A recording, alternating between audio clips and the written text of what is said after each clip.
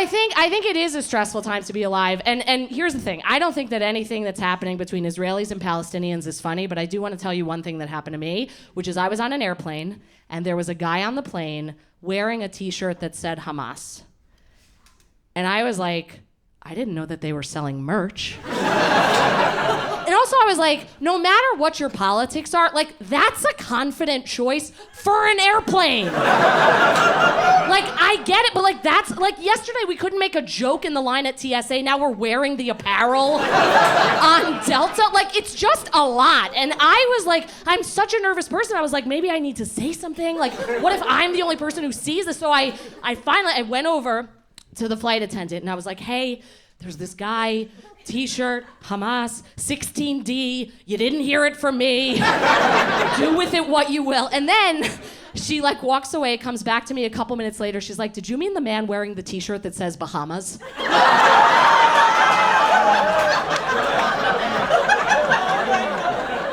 I was like, listen, I said what I said, okay? I was like, the palm trees did throw me off slightly. The tie-dye was surprising, but I don't do this, you know? I got a lot of sky miles out of that interaction, though. I am a Jew through and through. I wasn't always a stand-up comedian. I used to be Alice from the Brady Bunch, and whenever I say that joke, it's like there are like old people who are like, oh yeah, she does look like her. And then there are all of you who are like, was that really her?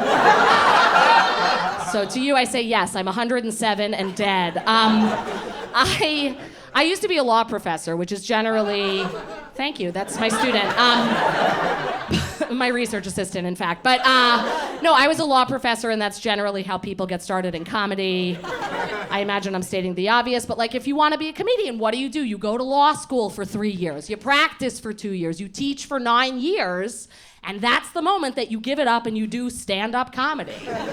And that's really my background, so sometimes people are like, but why did you even go to law school, Liz? I'm like, I'm setting up a joke I'm gonna tell in 21 years. I'm very type A. Also, a good setup is worth the student debt. And that joke cost $158,000. But I think the reason that I went to law school, honestly, is because I had a foreign dad, okay? He died. He died actually during the pandemic, but not of COVID, which is the no homo of dying during the pandemic. And if you got that joke, you did not get the Alice joke.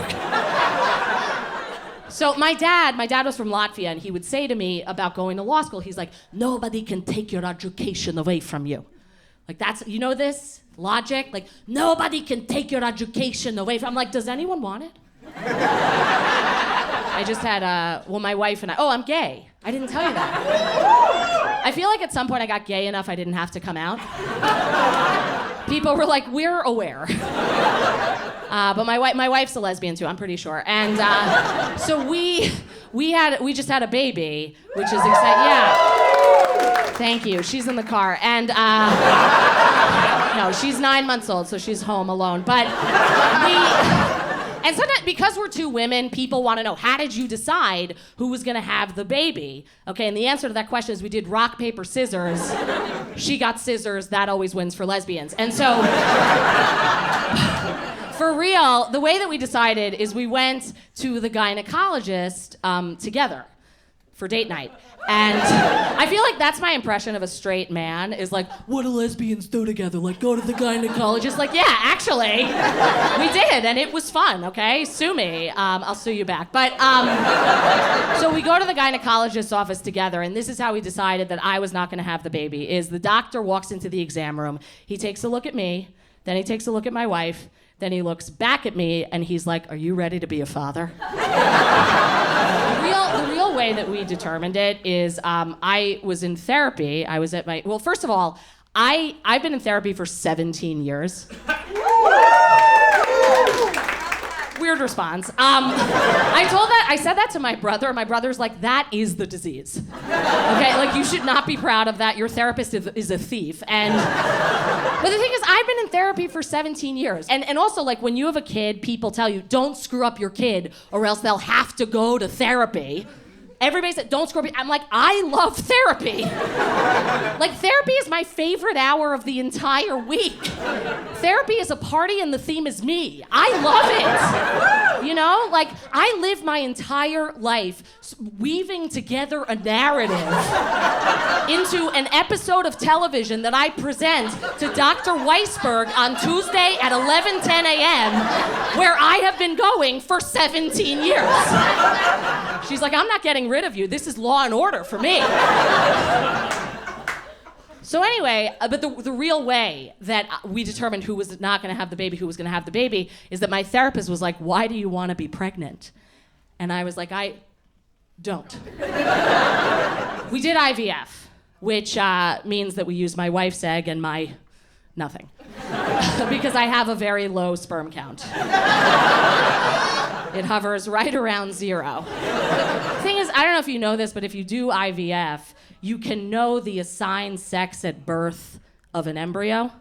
Okay, so we picked girl. Okay, it was cheaper. It's 70 cents on the dollar. And we're Jews, we're raising her in the Jewish tradition. We got her 30% off. But yeah, you can know the assigned sex at birth. Also, I don't know if you know this about Jews. Jews, when we have a new baby, okay, we name the new baby after a recently deceased relative. And I told you my dad died. My dad's name was Leon. We knew we were having a daughter, so our daughter's name is Daddy. She actually said her first words today. Isn't that crazy? She looked at me, she's like, nobody can take your education away from you. I'm gonna tell you one more joke, okay? And then I'm gonna get out of here. But I could have ended the set just now, okay? We all felt it, but I do wanna do one more joke.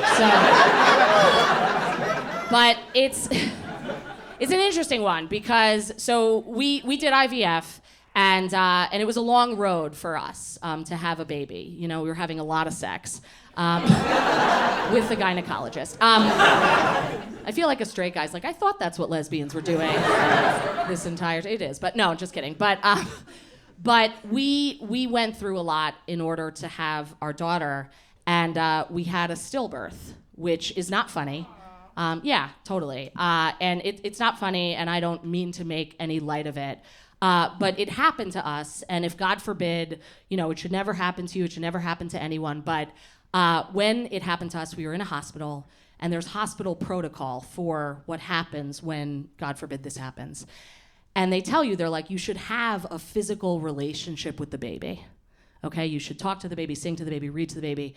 You should have a weekend at Bernie's with the baby.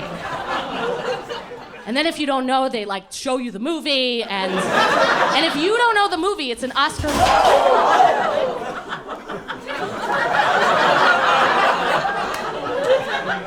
I'm pretty sure my dad doesn't want me to do that joke. Thank you so much. I'm Liz Glazer.